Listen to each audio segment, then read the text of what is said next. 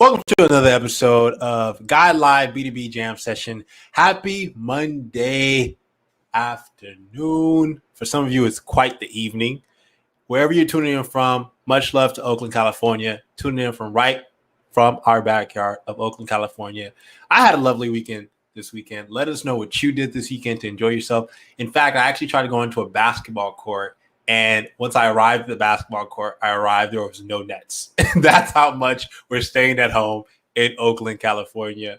With that said, super excited about today's episode. And I hope that all of you are showing your love and respect to the late, great Chadwick Boseman. He was a true legend and one of my favorite icons of all time. So much love to Chadwick Boseman and his family. May he always forever rest in peace and power. But with that said, we have a really exciting episode today with a mastermind, Jeff Chastain, who is a creator, a problem solver, and an integrator, EOS integrator. And you'll get a chance to hear a little bit more about what that means. He essentially and fundamentally brings the process, tools, and systems that return simplicity to your business, whatever entrepreneurial business or enterprise endeavor you're working on. That's what Jeff does. He really helps you create that strong foundation that ensures that your company scales and actually serves your customers. And we're going to dive a little bit about kind of the entrepreneurship ecosystem as today, some of his tactics and tips in terms of what he's been seeing and working on with the few organizations that he's been partnering with through his company, and also his background and how he started doing the work that he does in the industry. With that said, show us some love, give us some comments. If you've heard of Mr. Chastain before, show us some love. Make sure that you're tagging him on LinkedIn. We're going to have a great conversation. So definitely make sure you are engaged. With that said, let's bring on Jeff to the show. Jeff, what's good, buddy? Hey, good afternoon. Thank you. How are you holding up, man? Doing all right. It's nice and hot out here in Texas. I don't know how you're doing out there, but we're at 110 plus heat index right now. I'm glad I'm inside. Oh, dude, it's funny. The last time I was in Texas, I was actually visiting and checking up on my family. Yeah, August is not the time to visit. I'll tell you that for sure. You're absolutely right. Jeff, would love for you to share a little bit more about, how long you've been doing the work that you do in the EOS place. And what is EOS? Like, a lot of people don't know what that is, or even a little bit of what you do. I know because I'm an entrepreneur and I'm a creator myself. But tell us a little bit about what that is, Jeff.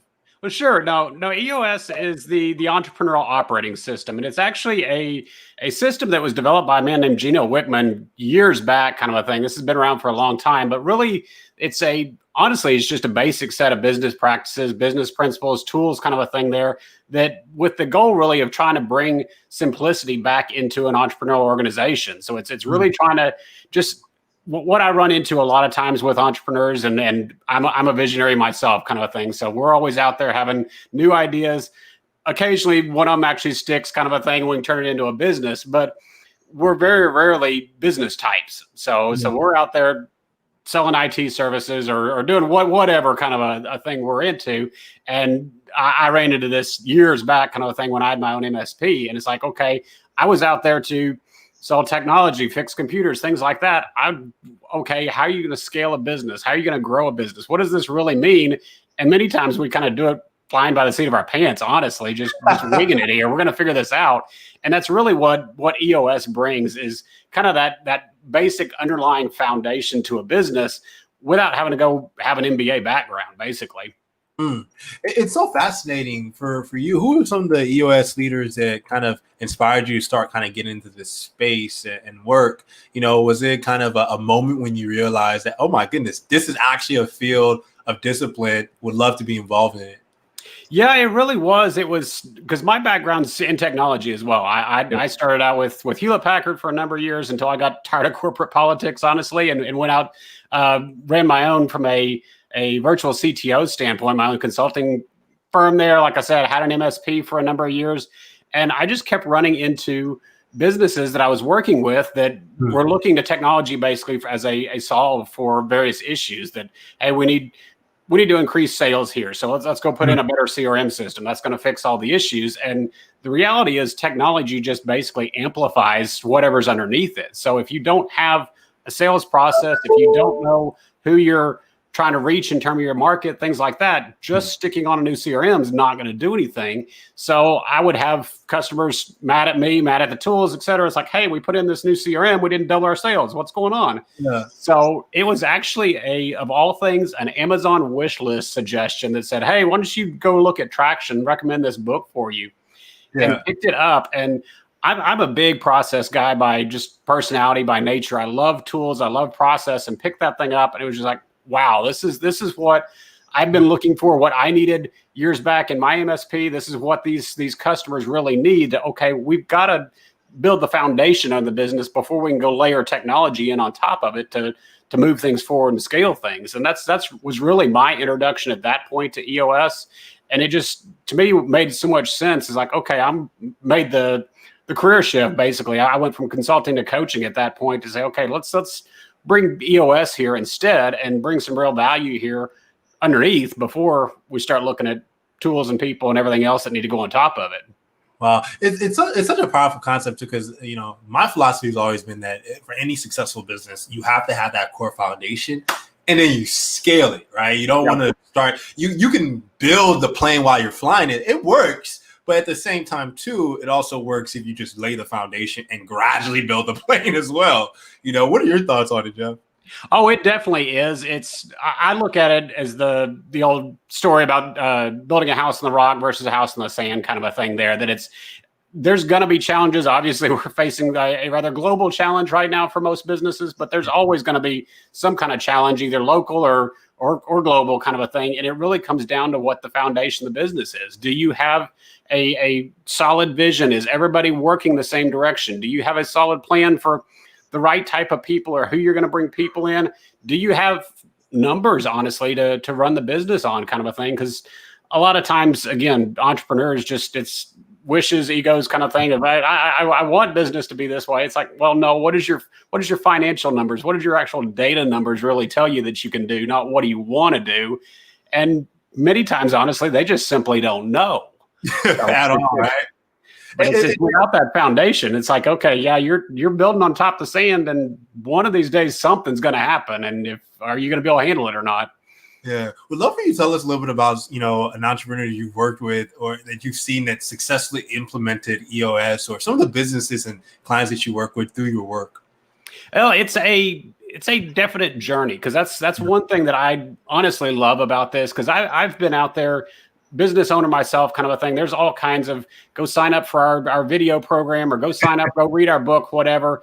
And you get especially the typical visionary. Hey, I went to a seminar this weekend and come back Monday morning, and the team's like, oh, great, what did he do this weekend? Kind of a thing. We're shifting, heading off right field, kind of a thing. You hear another idea.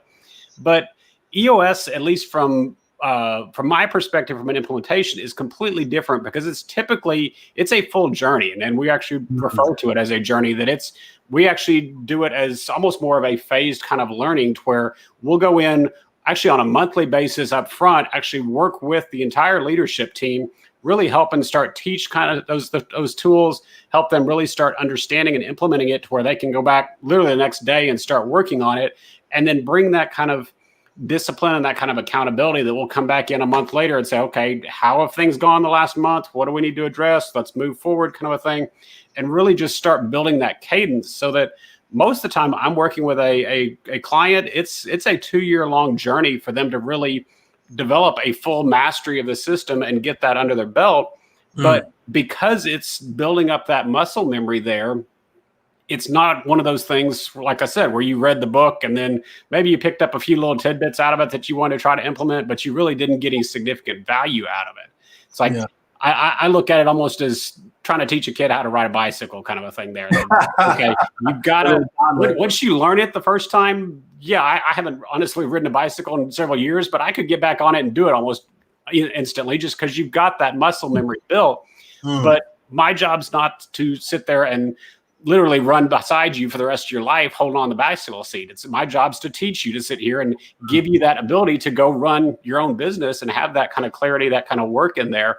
And it's just being able to sit back and see people grow, see people kind of take hold of that and be able to run with it, and honestly bring that clarity back, bring that enjoyment back, is just what I get out of it more than anything. So it's exciting, because I'm trying to remember what the stats are or whatever, but you've got the initial kind of failure rate early on in an entrepreneurial kind of startup, but then you start hitting that 4 and 5 year range and you start seeing a whole new set of failures.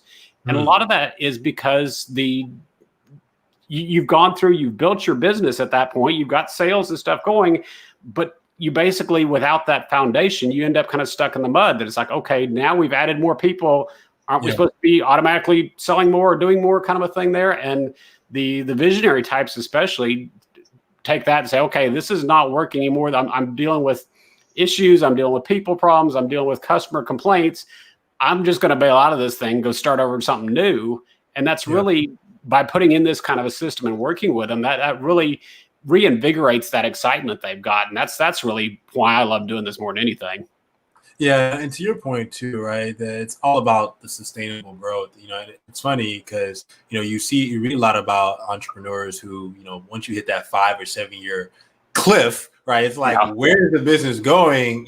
We've added all of these people, but we're not really actually seeing the margins that we need. And it's probably more about, how do you implement an EOS system and integrate it so you're scaling efficiently and you actually kind of go back and revert to that core foundation you need to actually be a business. Yeah, because I look at it, it's like how many times I've been there. I know probably most of us have. You go join on a new company, join on a new job, whatever, and they're like, well, here's your new job, here's your new desk, good luck.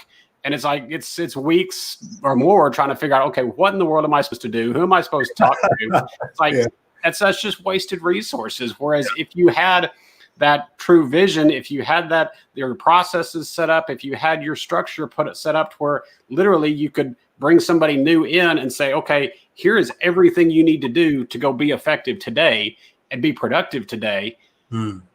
It's so much better use of resources right there, rather than just saying, hey, good luck over there and figure your way out, because we're just pouring resources into people, pouring resources into their time. They're getting burnt out or they're getting disillusioned right off the bat, kind of a thing, almost say, hey, this is what did I sign up for? It's like, that's not what you want working for your company. You want everybody basically being excited and say, hey, yes, this is what we're working towards. This is exactly how I fit into it.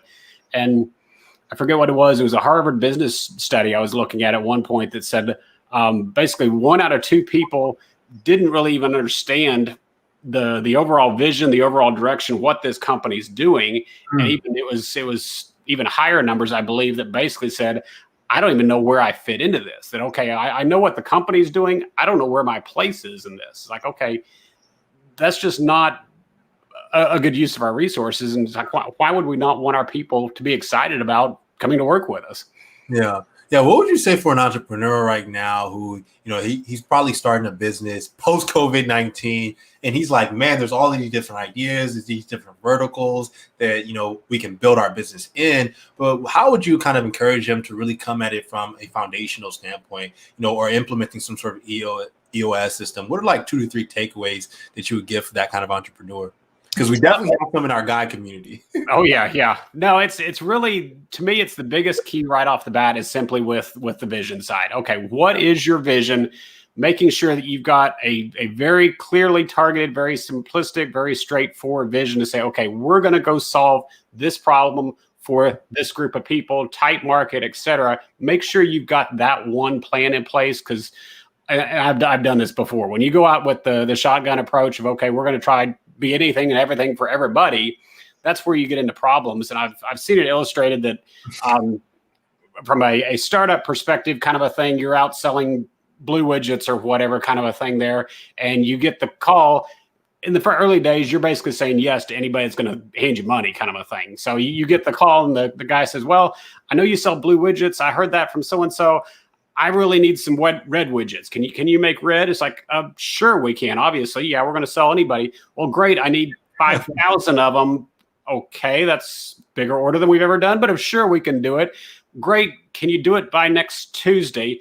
And oh, by the way, can you ship them over to our factory over in Germany? And you, of course, say yes and hang up the phone, and your team looks at you and is like, what the heck did you just agree to? But that's where it just starts adding up, and you don't really see it at the time, but you start layering in complexity at that point. That all of a sudden you had everything streamlined to go build blue widgets. Now you're having to change some things and go build red, or it could just be simple as as you add on new people kind of a thing, because you look at it and say, you got 2 founders on a business, one single line of communication, nice and easy. You add just one more person, all of a sudden 50% increase in people, you got a 300% increase in communication there. So it's things like that if you're not really careful, and it's very easy to do up front, the layers of complexity start building, and you've got to do anything and everything you can just to keep things simplistic, keep things simple. Again, whether it's singular focus on market, making sure you're right where your core focus is, right where your core values are, making sure that you've got the right people that fit those core values, making sure you've got processes and stuff in place. As you bring on new people, you can ensure they're doing the right things. But it's a lot of that just simple foundation stuff of making sure everything stays simplistic, because the more complexity you build in, it's just adding weight until one day you're going to wake up and it collapses. Yeah, shout out to Kevin. Shout out to the homie Kevin Parker who's saying, right. You're absolutely right. Yeah. No, it's so true. And, we see a lot in business when when you're trying to like go get into a new market or thinking about a new business line, there's often people or visionaries or founders in themselves who are quick to make it really, really complicated for even their people, right? Yeah. One thing that I really love that you mentioned, Jeff, is this like keeping it very fundamental, right? What's the vision? What's the focus area? And how do you keep things so simple that people tactically know how to approach it? Yeah, exactly. And that's the key to everything right there, is just your vision, your focus, your fundamentals. Who's your market right there? Okay, what exactly are we trying to reach from a market? How exactly are we different? Even just the language, making sure that, okay, if you've got 2 or 3 people out selling, they need to all be selling the same thing with the same language.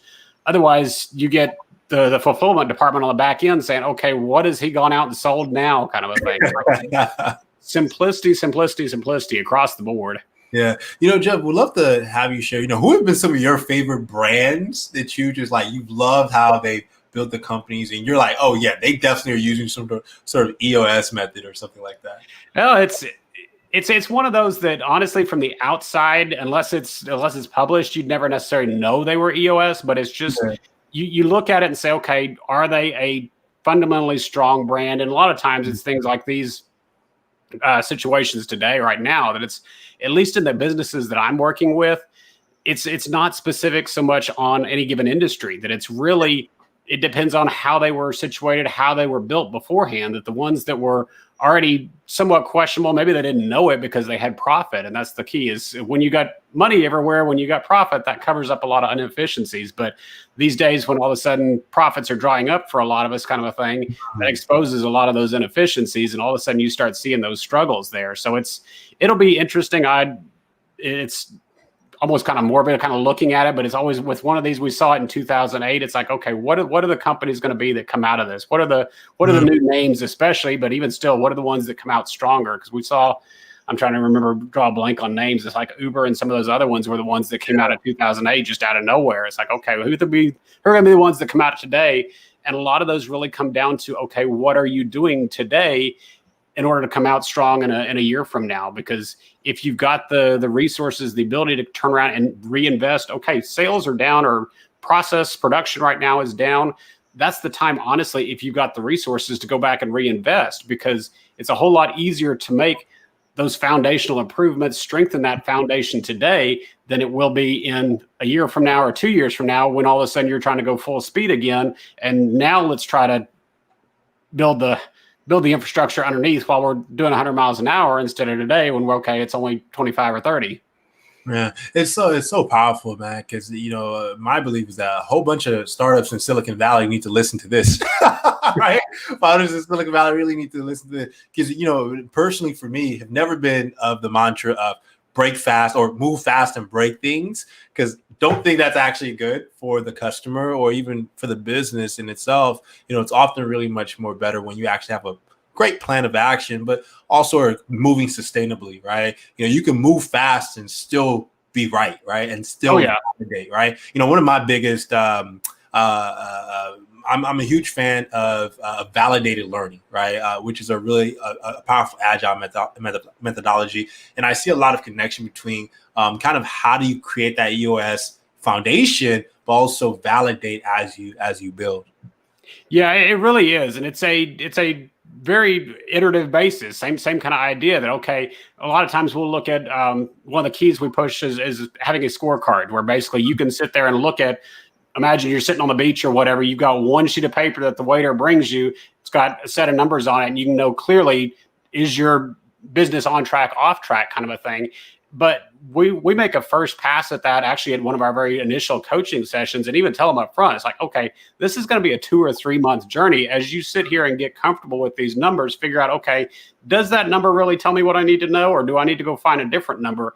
And business is always evolving. Markets are going to change, processes are going to change, whatever is going to change, and it to me again still goes back to having that foundation. If you've got a solid foundation, it's a lot easier to pivot on that foundation. Whereas again, if things are already weak, if you've got the whole company tied together with duct tape and baling wire, it's going to be a whole lot harder to pivot and harder to change without having things fall apart. Yeah, 110%, 110%. Well, Jeff, thank you so much for coming on the show. Much love to Mr. Kevin Parker, who has been tuned in and locked into everything that Jeff has been saying. Appreciate you, Kevin. Make sure that you share this with your friends, friends, and make sure to have them tell their boss to tune in and learn a little bit more from Jeff the man. Jeff, would love to ask, what's your one powerful takeaway for the entrepreneurs in our guy community who are looking to build something awesome, maybe now or in the future? Oh, it's the biggest thing of just obviously keep dreaming and keep coming up with ideas. That's where all of this comes from. But still, just again, following up on that simplicity principle is just, okay, do everything you can, because it creeps up real easy and nobody ever sees it coming. So it's really making that a key point to say, okay, make sure you're not making anything. I forget what I think it was an Albert Einstein quote of make sure that everything's make sure it only is difficult as it absolutely has to be, kind of thing, and no more difficult than that. I'm messing that up for sure. It's doing something along those lines there. We'll check that quote, Jeff. Yeah. Thank you so much, Jeff, for being on the show, man. We definitely need to have you on in the future, man. What do you think, brother? Oh yeah, no, I'd love it. Please make sure you follow Mr. Chastain, man, who is helping entrepreneurs gain clarity and get more info, more of what they want from their business. He's on LinkedIn, super active on the LinkedIn platform, but you can also follow him on his website as well. And I've shared that in the comments so you can engage. Jeff, man, it was truly a pleasure having you on the show today, brother. I really appreciate it. Thank you. Look forward to talking again. Be well, brother. Shout out to Jeff. And thanks so much to the man, Mr. Cosmos himself, my co-founder who's tuning in from Seattle. He's definitely dropping some yummy jams about EOS. Love it. With that said, thank you all so much for tuning in today's episode. Once again, rest in peace, Mr. Chadwick Boseman. We will forever miss you. You are loved, man. And, we wish you were still around. I think, Chadwick Boseman has taught us all, in my honest opinion, on how you can leave a powerful legacy while you're in this life, even in a short amount of time. So don't wait until it's too late. Lead your movement now. Do what you got to do now to change the world. And if you don't have a movement that you're leading, you can join our movement because we're moving forward and the momentum only continues to build as we are forever in beta. With that said, want to show love to Mr. Kevin Parker, who has been tuned in. Make sure you share this live jam session with your friends, and your moms and her boss, and let them know that we just had the amazing Jeff on our show, sharing a little bit about EOS fundamentals. And if they are interested, they can definitely reach out to him. With that said, that has been a lovely, quick, bite-sized evening episode of our live B2B jam session. We're going to be tuning in tomorrow, so make sure you check in with us. We go live potentially around 8 a.m., 10 a.m., or 3 p.m. So we are super flexible. So tune in when you can, and if not, tell your friend to tune in for you. With that said, talk to you soon, and as always, lead with abundance. And don't forget, guideapp.co beta. Check out guideapp.co beta. Sign up for our early access. The movement keeps moving. All right, y'all. Peace.